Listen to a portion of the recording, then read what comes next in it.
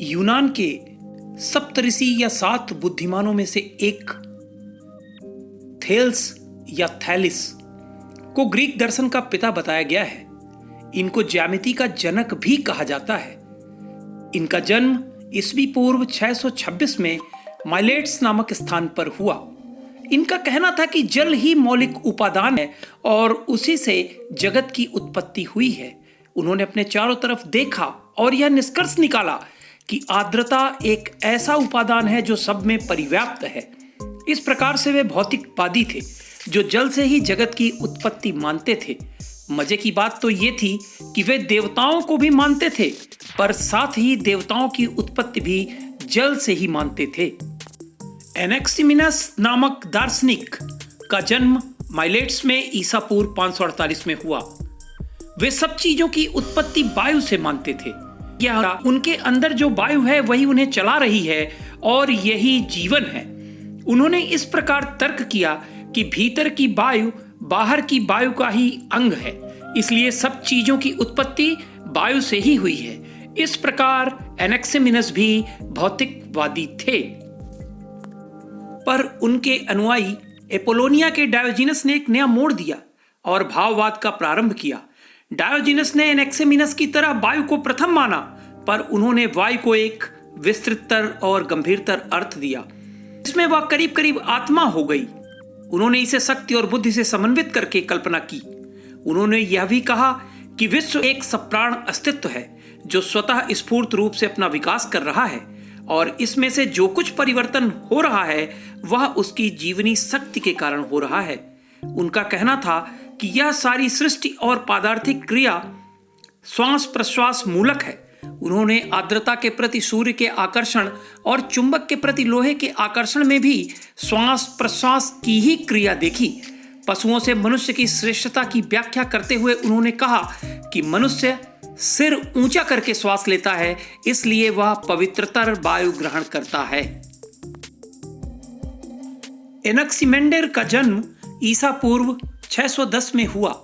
वो एक गणितज्ञ थे।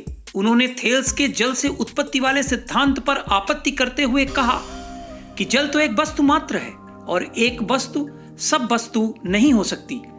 उन्होंने अपने निष्कर्ष में कहा कि संसार की उत्पत्ति जल से नहीं बल्कि सीमाहीन अखिल से हुई है। सीमाहीन अखिल से उनका मतलब किसी निराकार धारणा से नहीं बल्कि सब वस्तुओं से था।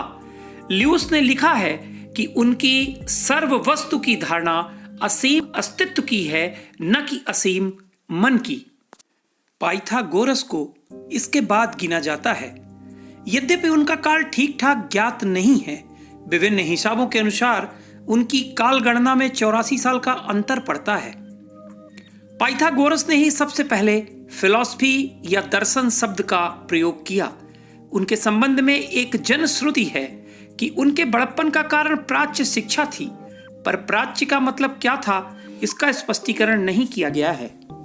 वे फिलॉसफी शब्द का क्या अर्थ लेते थे इसको व्यक्त करता हुआ एक दृष्टांत है कि जब उन्होंने लियोन्टियस से कहा था कि मुझ में कोई कला नहीं है, मैं तो फिलॉसफर अर्थात दार्शनिक हूं। इसको और स्पष्ट करते हुए उन्होंने कहा था कि दार्शनिक वही है जो लोभ और अहंकार त्याग कर प्रकृति का अध्ययन करता है। यह स्पष्ट है कि दर्शन से उनका मतलब मेटाफिजिक्स या ऐसी बातों पर दंत का कटी करना नहीं था जो अप्रमेय। एक गुप्त समिति भी आई थी जिसमें बड़ी गंभीर परीक्षाओं के बाद ही किसी को लिया जाता था। 5 साल तक अभ्यर्थी को मौन धारण करना पड़ता था। पाइथागोरस की शिक्षा यह थी कि संख्या ही वस्तुओं का मूल तत्व है। उनका कहना था कि प्रत्येक वस्तु बराबर स्थिति और गुण बदल रही है। इसका कारण परिवर्तनीय है, पर अस्तित्व का मूल तत्व परिवर्तनीय नहीं हो सकता। उनका कहना था कि इस परिवर्तनशीलता और विविधता की तह पर कोई न कोई अपरिवर्तनीय अस्तित्व होगा। इसी का नाम उन्होंने संख्या रखा। उन्होंने कहा कि प्रत्येक वस्तु की स्थिति और गुण में परिवर्तन हो सकता है। उनका कहना था कि यह हमेशा एक वस्तु रहेगी। किसी भी रूप में इस एकत्व में परिवर्तन नहीं हो सकता। यह न तो एक से बढ़ सकता है और न अनेक हो सकता है। यदि उसे तोड़ा जाए तो भी वह एक ही रहेगा। पाइथागोरस एकेश्वरवादी थे, पर वहां तो केवल एक है। ईश्वर का कहीं पता नहीं और वह किस प्रकार का है उसका कुछ भी दिग्दर्शन नहीं कराया गया। इन्हें मुख्यतः पाइथागोरस की प्रमेय के लिए भी जाना जाता है। जेनोफिनस का जन्म ईसा पूर्व 620 में हुआ। उन्होंने एकेश्वरवाद की बात कही, पर उनके एकेश्वरवाद में विश्व, संसार और ईश्वर की एकता अंतर्निहित थी। वे विश्व, संसार और ईश्वर को पृथक करके देखने में असमर्थ थे। हेराक्लिटस का जन्म ईसा पूर्व 540 में हुआ, जो विश्व की उत्पत्ति अग्नि से मानते थे। उनका कहना था कि इस विश्व की रचना न ईश्वर ने की है और न ही मनुष्य ने। यह था, है और हमेशा एक चिरंजीवी अग्नि के रूप में रहेगा।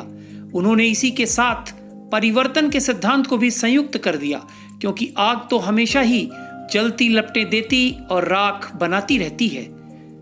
हेराक्लिटस को द डार्क ऑफ एफिसस के उपनाम से भी जाना जाता है।